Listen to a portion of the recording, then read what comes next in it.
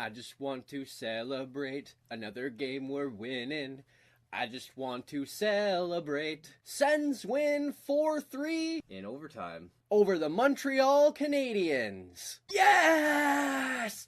They did it! You beat the Montreal Canadiens! You did it! You showed up! It took you a period, but you did it! And you kept the streak alive. 1 is the loneliest number that you'll ever do. 2 can be as bad as 1. It's the loneliest number since the number 1. The song is by Three Dog Night, but don't look now, the Sens are on a roll. Just like the band, the Sens love the number 3 and extend their streak to 3 straight. Yeah, it was a dopey start, but the Sens had 5 days off. A slow start was to be expected. They eventually got their legs under them and took over control. The Sens have won 3 straight, baby! Now, like I said, the Sens had 5 days off. That meant some fun away from the ice. With Halloween coming up, the club decided to celebrate during their time off. What an excellent idea. The entire organization has been harping on having a strong dressing room for some time. These kind of activities, they only serve to strengthen that dressing room. Teammates become closer, they become more like family, and things just start to click better. So, with the Sens celebrating their Halloween party, what did we see? First, and absolutely most importantly, was Matt Duchene's costume. Duchene and his wife Ashley, they dressed up in skeleton costumes. Really, they were your everyday skeleton costumes. Not much to see there, except they used the photo to announce that they were expecting their first child in January. What a cool idea. And how amazing. Congratulations go out to Matt and Ashley. How awesome. Now, you're on the clock though, Matt. You have until January to get some sleep. After that, good luck. Then there was Cody Ceci and his girlfriend, who dressed up as a crocodile and Steve Irwin. What a funny costume. Shout out to Steve Irwin. The animal world hasn't been the same since he passed away. Then there was Chris Tierney, Thomas Chabot, Colin White, and Magnus Pyarvi, who dressed up as some weird pink bear thing with rainbow unicorn hammers? Maybe I'm lame, maybe I'm old, maybe I'm young, but I had no idea what those weird things were. I think and assume they're part of Fortnite, but I honestly have no idea. They just look strange. If you know what they are, leave a comment down below. I'd like to know. Sticking on the animal theme, we've had a crocodile and we've had some weird bear things. Now, we've got a horse. But not just any horse. A pair of Sens newcomers climbed into a horse costume, with Max Lajoie taking up the head, chest, and front legs, and Alex Formanton taking up the back, tail, and back legs. Another clever costume. Not very practical, but clever. Moving away from animals, we hit some movie references as well. Both from older movies, but movies all the same. The first was Chris Weidman and his girlfriend dressing up as Forrest and Jenny from Forrest Gump. Old reference from an old movie, but a classic. I loved it. And credit to them too. I lack that kind of creativity. Finally, the crown jewel of all the Sens Christmas costumes. At least in my opinion. Mark Stone, girlfriend Haley Thompson, and Brady Tkachuk stole the show with their shake and bake impression. Stone as Ricky Bobby, and Tkachuk as Cal Naughton Jr. Just hilarious. The trio pull it off so well.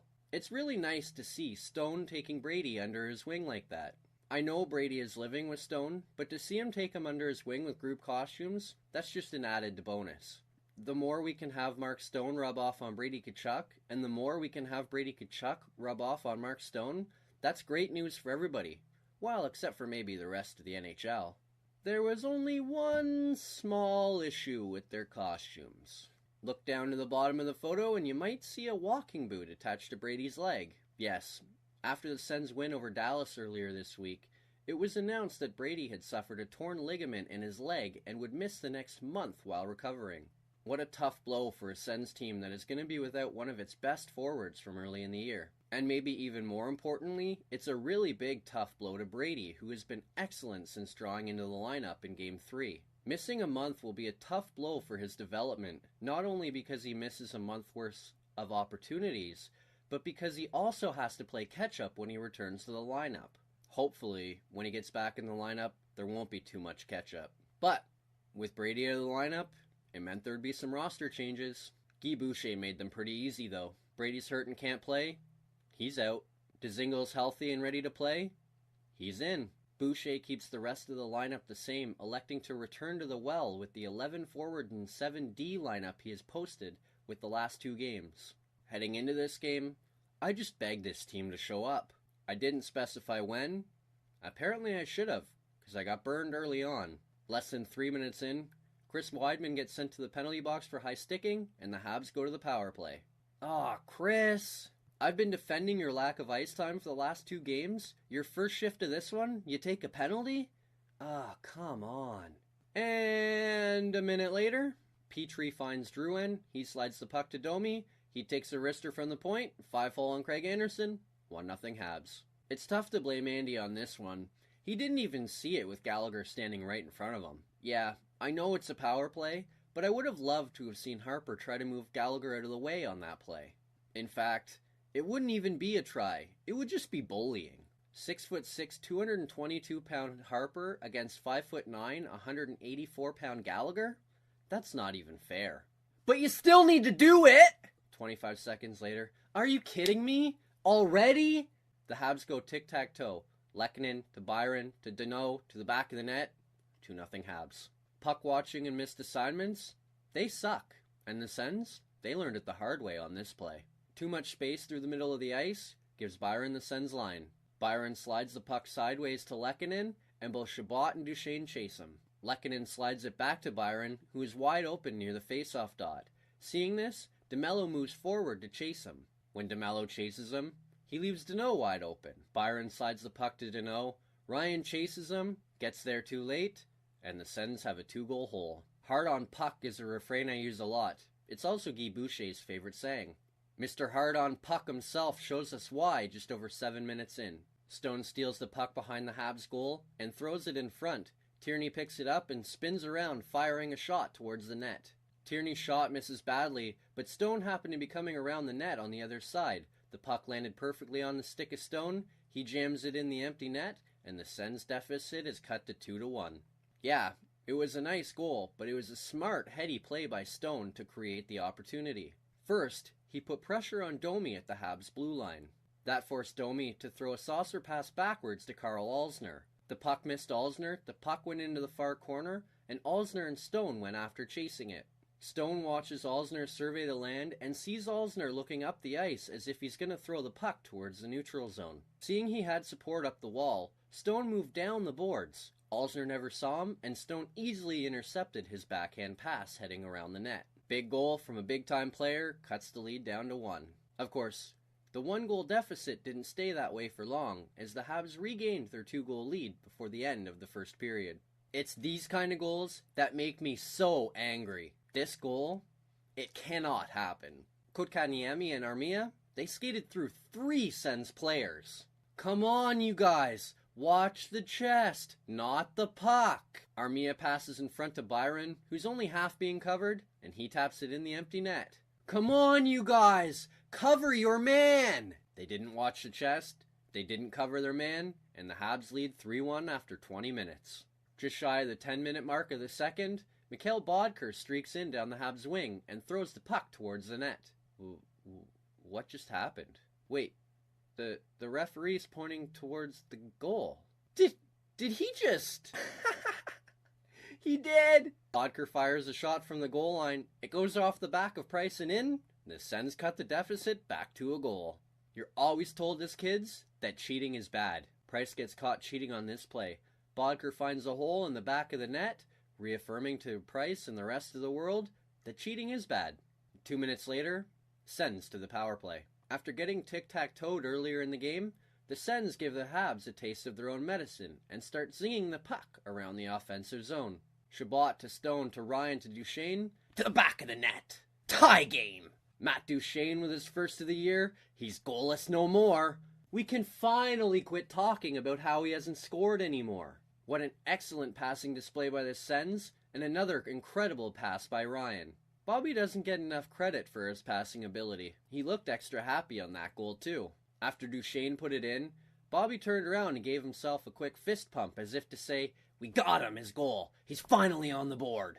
Yes, Bobby, he is finally on the board. The Sens are tied, and we're going to the third with a 3-3 hockey game. Both teams had their chances in the third. Neither team found the back of the net, thanks in large part to a couple of Carey Price saves, and we go into overtime tied at 3. Less than a minute in, big stop by Anderson. Just over a minute in, Sens on a 3-on-1. Zingle loses control of the puck, gets it back, and misses the empty net. Just over 2 minutes in, Petrie misses the net with a wrister, bounces off the glass, and sends Chris Tierney in on a breakaway. He's stopped by Price. Off the ensuing face-off, Sens win the draw. Duchesne wins it back to Chabot. He sends it over to Stone. Stone sends a cross-ice pass to Duchesne. Duchesne cuts into the middle, slides a sideways pass to Stone, and ting! Off the bar and in! Stone with his second of the night, and the Sens win 4-3. What a nifty feed from Duchesne, and what an excellent shot from Stone. The big boys step up huge when needed, which is nice to see. You're only as good as your best players play, and boy oh boy were the Sens' best players their best players last night. Stone changed his curve last night, and while the first goal was going to go in regardless, that second goal, man oh man, what a shot. What a huge win. It extends the Sens' win streak to 3, but more importantly, it keeps the team feeling good about themselves. With a young team, the longer you can keep them feeling good about themselves, the longer this team can stay in the hunt. It was also a huge win for the organization, as it gave their club just their second 3-game winning streak dating back to last October. Their only other 3-game winning streak came last March, when they beat Tampa Bay, Florida, and Dallas on the 12th, 13th, and 16th. Speaking of 3 in a row, after back-to-back games of harping on ice time, I won't be making it 3 in a row. Chris Weidman, again, only played 10 minutes, but this time, I expected it. After back-to-back solid nights, Weidman's night got off to an ugly start. It was Weidman who was in the box on the first Habs goal, and he was on the ice and involved in the play on the third one. By the end of the first period, 2 of the 3 goals could either be directly or indirectly tied to Weidman. Not a good look, and I figured from that point on, his minutes would probably be low. After a start like that, it's hard to blame the coaches either. After that, let's hit on some good news. The obvious would be their 3-game winning streak. But the good news for me was how they were able to make it 3 in a row. Down 3-1 after a relatively ugly first period to a team that's dominated you in recent years, that'd be a good excuse to pack up the tent and go home early. This game, and really each of the first 7, have shown that this team, they don't care what the score is. It doesn't matter if they were down and things aren't going all that well. All that matters is how they control their work ethic. And so far this season, they've controlled it very well. And so far this season, they've shown an excellent bounce-back ability. That will be something that will serve them very well moving into the future. Now, the bad news. This team was again sloppy at times defensively. That needs to be cleaned up. Against a team better suited to score than the Habs are, they will get punished for that, and it can't continue. The next time the Sens are set to hit the ice, it will be against one of those teams, as the Boston Bruins roll into town on Tuesday. Heading into that matchup, the Sens have lost their only other meeting with the Bruins so far this season, falling 6-3 in Boston on October 8th. The Bruins' top line of Patrice Bergeron, David Pastrnak, and Brad Marchand combined for 5 of the 6 Bruins goals that night, and, as a trio, they combined for 11 points. Begging worked against the Habs, so I'm going to try it again. Please do something to keep this line in check! See ya Tuesday night.